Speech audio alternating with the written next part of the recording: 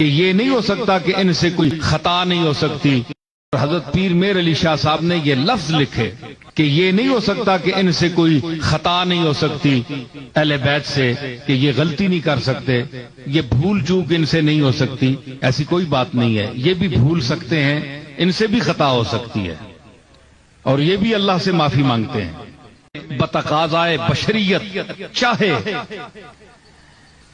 وہ اہل بیت کا کوئی بہت بڑا فرد ہو، امام حسن ہو، امام حسین ہو، علی المرتضی ہو، تو طبقہ انبیاء کو اللہ نے معصوم رکھا ہے. عصمت جو ہے یہ مخصوص ہے انبیاء علیہ السلام کے ساتھ.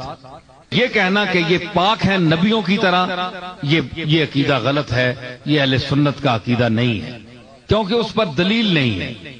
عصمت انبیاء پر تو ہے، لیکن ان لوگوں کے عصمت پر کوئی دلیل نہیں ہے. ازواج مطہرات بھی جو ہیں وہ محفوظات ہیں، معصومات نہیں ہیں، محفوظات ہیں. دیکھیں نا، وَمَن يَأْتِ مِنكُنَّ بِفَاحِشَةٍ مُبَيِّنَةٍ يُضَاعَفْ لَهَا الْعَذَابُ ضِعْفَيْنِ وَكَانَ ذَلِكَ عَلَى اللَّهِ يَسِيرًا.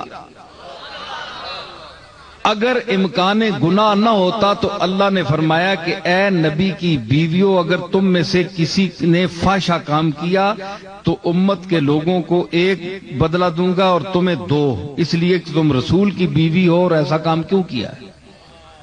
امکان گناہ نہ ہوتا تو اللہ کیوں فرماتا؟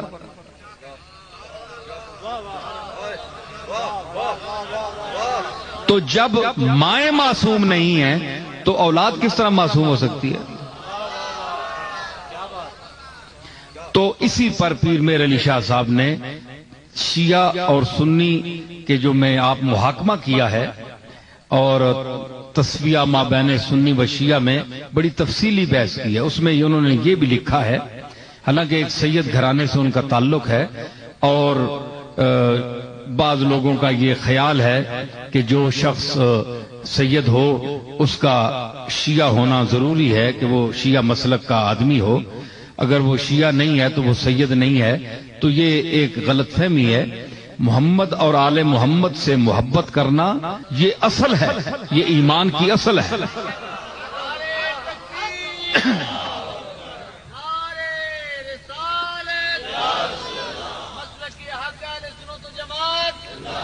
تو اس میں ذرا آج اور انداز سے آپ کے سامنے گفتگو کر رہا ہوں، اور یہ اس دور کا تقاضا ہے اور مجھے ضرورت ہے اس موضوع پر بولنے کی. تو صحابہ کا بڑا مقام ہے، اور اس میں بھی درجات ہیں. سابقون الاولون ہیں، کچھ پہلے ایمان لائے، کچھ بعد دور میں لائے. تو اللہ نے ان کے لیے بھی وعدہ فرمایا اچھائی کا تمام کے ساتھ، تو ہم ان کا بھی احترام کرتے ہیں.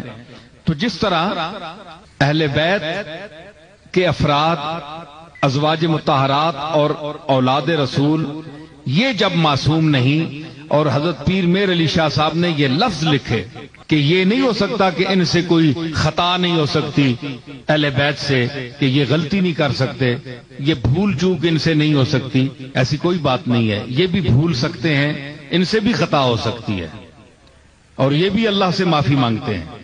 وہ تو ایسی بارگاہ ہے کہ معصوم ہو کر بھی استغفار کرتے ہیں، اور یہ کہتے ہیں کہ کوئی ہماری ایسی بات نہ ہو جو مالک کو ناگوار گزری ہو.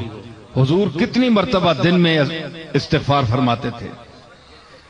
تو یہ وہ بارگاہ ہے اللہ کی. تو اس حوالے سے کوئی بھی معصوم نہیں ہے، خطا ہو سکتی ہے. تو اپنی طرف سے عصمت کا یہ عقیدہ گھڑ لینا بغیر کسی سند کے، شرعی سند کے، قرآن و حدیث کی سند صحیحہ کے بغیر کسی کے متعلق کوئی عقیدہ گھڑ لینا کہ یہ طبقہ یوں ہے، یہ طبقہ یوں ہے، تو اس کی اہل علم کی نظر میں کوئی حیثیت نہیں ہوتی. جب تک آپ کے ساتھ، آپ کے پیچھے کوئی دلیل قطعی نہ ہو، حدیث صحیح موجود نہ ہو، کوئی قرآنی ثبوت نہ ہو، ادلہ قطعیہ میں سے کوئی دلیل نہ ہو، تو ویسے ہوا میں تعمیر شروع کر دینا یہ کوئی سمجھداری کی بات نہیں ہے۔ تو اہل سنت والجماعت